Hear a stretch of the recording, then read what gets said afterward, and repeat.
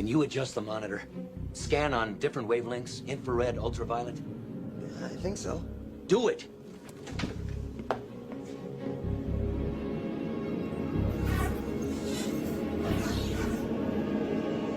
Stop! What? What did you see?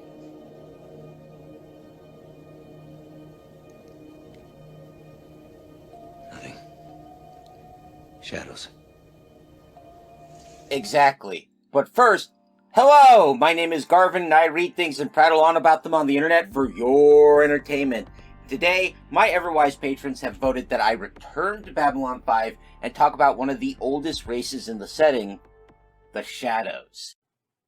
Now, in my Vorlon video, I talked about the first ones, which in the setting of Babylon 5 are ancient races who developed faster-than-light space travel or were given faster-than-light space travel, in many cases before modern humanity ever evolved as a distinct species, and in some cases before hominids diverged from primates. That's right, these guys are incredibly ancient, and the Shadows are older than most of them. They're older than almost every other race in the setting except... But those of us who were first went on. We discovered the Vorlons and the Shadows when they were infant races, and it nourished them, helped them and all the other races you call the first ones. In time, most of them died, or passed beyond the rim to whatever lies in the darkness between galaxies.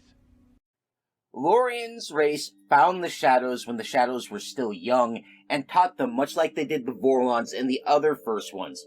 We don't have any records or statements from the show or other canon sources as to any events that far back. We do know that their current home base, the Shadows' current home base, the planet known as Zahadum, is not their homeworld, so they did not develop there. They adopted it as their home base because Lorien had retreated there sometime in the dim past, likely before our distant ancestors started walking upright. We also know that at this point, or sometime shortly after this, the first ones decided to leave the galaxy to make room for developing races, what the show calls going beyond the rim. The Shadows, like the Vorlons, volunteered to stay behind. Their role was meant to be sort of a mentorship, to teach, protect, and guide the younger races. And we don't know how long that lasted, although if you ask the Drock, the Shadows were mentors up until the very last minute. And at first, the Shadows and the Vorlons more or less worked together, respecting differences in approach and opinion. And before I talk about how bad things got, let me bring in someone to cover the Shadow philosophy. Believe that strength only comes from conflict. Like knocking over an anthill. Every new generation gets stronger. The anthill gets redesigned. Made better. So that's what the Shadows do. Come out every few thousand years and kick over all the anthills. Start wars. Destroy entire races. A few get lost along the way. Yes, and that's unfortunate. I don't think it was ever easy, but you can't let that get in the way of the dream. So this is basically a version of social Darwinism on a super large scale. And the idea here is that the only way to improve people is through pain and struggle, and that if you have two groups that come into conflict, the one that wins is the better adapted group. Now, cards on the table, I'm not a fan of this ideology. My first real experience with an ideology like this was people saying my parents should have been murdered or sterilized because letting people with physical disabilities, deafness in this case, breed or, live, would bring humanity down. And as you can guess, I took that personally. I still take that personally. I just want you to know that I have some biases here that might splash onto the Shadows. Keep that in mind as you listen to this video. And the Shadows make it clear that they believe that conflict and bloodshed is what leads to improvement and betterment in the parties that are involved in that conflict. This also tends to slide into the idea that helping weaker people is a waste of resources, and that it's better to let them die. And honestly, I do think we see examples of that kind of behavior in the Shadows and in their servants in the show. This kind of thinking has led to all sorts of nasty things here on Earth in the real world, but I'm gonna stick to the show. I honestly think it's no surprise that the Vorlons and the Shadows would eventually come to blows on how to guide, teach, and, let's be honest, control the younger races, and we know of 2 wars prior to the events of the show. The first one that we know of is from Delenn, and that it was fought over 10,000 years ago. She tells us it was between the Vorlons and a coalition of remaining First Ones against the Shadows, and that the Shadows lost. I have to admit, I wonder about that. Now, just to be clear, I don't think Delenn is lying. I think she is telling us the truth as she knows it. But here's the thing. The Shadows and the Vorlons don't seem to really get involved with other races until they achieve faster-than-light travel. And if there were no younger races around, what did they fight over? And I have to wonder if there were no younger races around, because here's the deal. The Minbari are one of the oldest spacefaring races in the setting that aren't First Ones, and their spacefaring history only spans back roughly a millennia or so. I say only, like that's a small number. So, where did all the younger races from 10,000 years ago go? Also, something to keep in mind, there are an awfully lot of dead worlds with extinct alien civilizations in this setting that various human corporate and archaeological groups keep poking into and getting into trouble. Alien devices from extinct civilizations show up in at least 2 episodes that come to mind and cause trouble for humans. So I'm left wondering if all these extinct races that even the Minbari don't know a lot about might be younger races from 10,000 years ago, and none of them survived that first dust-up between the Vorlons and the Shadows. And that leads to the question of, if there were younger races that got all wiped out during this war, whose fault is that? Did the Shadows do that? Did the Vorlons do that? Did they both do that and go, whoa, that got out of hand? We don't know. And keep in mind, this idea is just pure conjecture on my part. What we do know is that the next war that happened before the events of the show is more consequential to the events of that show, and it's the one we know more about. Now, about 1,000 years before the start of the Babylon 5 show, the Shadows once again begin to move. They seeded worlds like Narn with bases. They approached younger races and started conflicts and intensified existing conflicts. I've spoken about this war before, both in the Minbari, Narn, and Vorlon videos.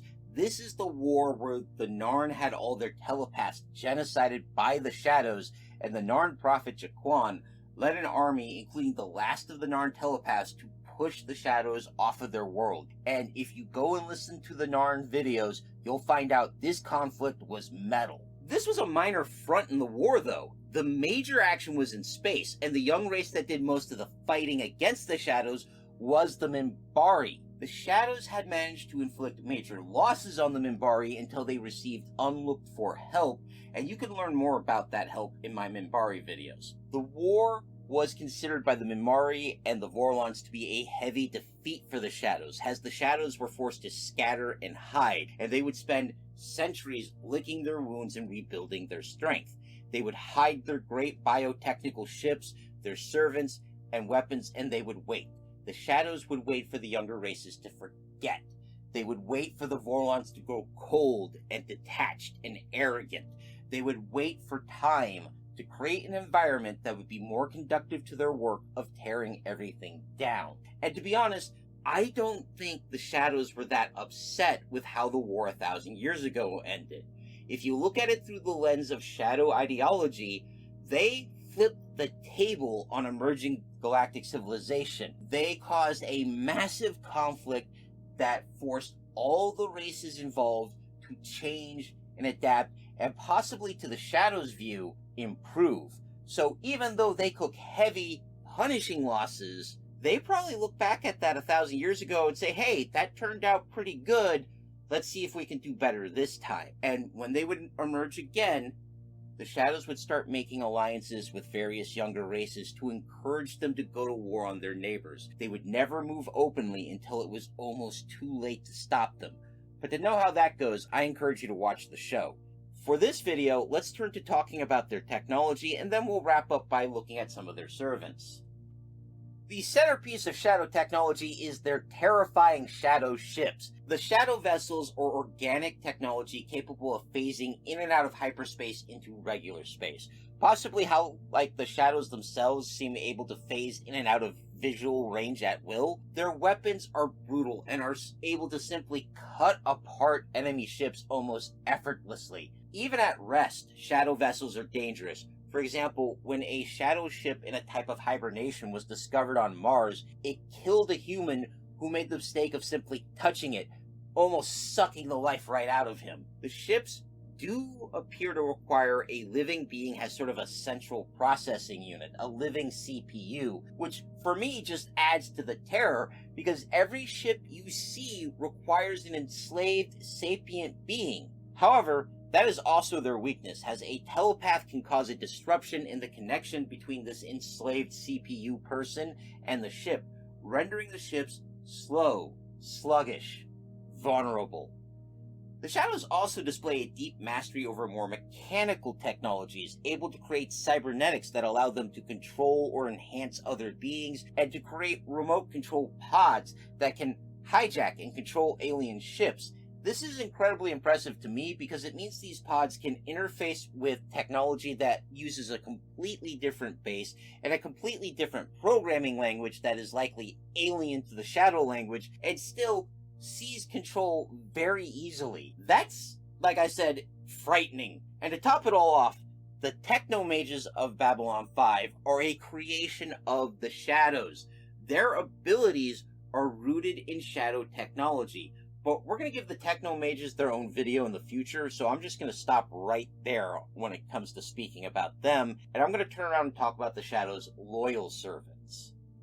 Chief among these servants is the Drakh, and I may want to come back to these guys and give them their own videos, but let me give you an overview of them here. They are a reptilian race, and they seem to be the main servants of the Shadows and are totally devoted to Shadow ideology, while not deifying the Shadows themselves. They do see the Shadows as greater servants of the same god, who in their religion manifest as a black sun with 4 glowing eyes, which is creepy. The Drakh were extensively mentored by the Shadows and have learned a lot about Shadow technology and science, and they're incredibly dangerous in their own right. They are also naturally telepathic and are able to link themselves together into some sort of hive mind that serves as their government, but they can also function as individuals. Another race that we don't know as much about are referred to as the Surgeons, or sometimes the Technicians, and they're a race of humanoids that seem to serve as medical and technical staff for the Shadows. They're the ones who do the grunt work of implanting cybernetics into various Shadow servants and victims.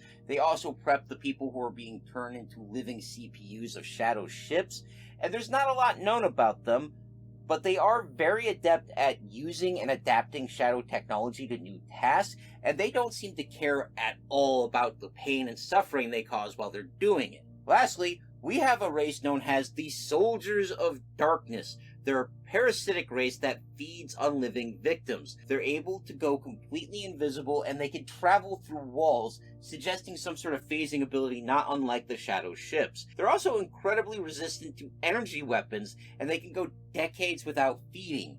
When they do feed, they eat a living creature from the inside out, according to survivors.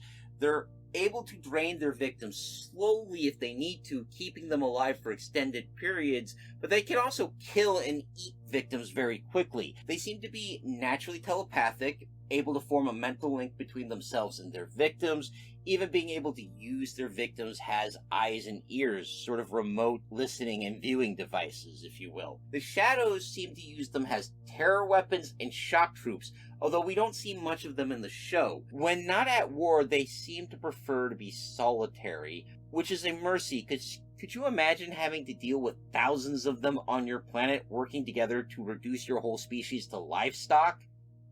Yikes.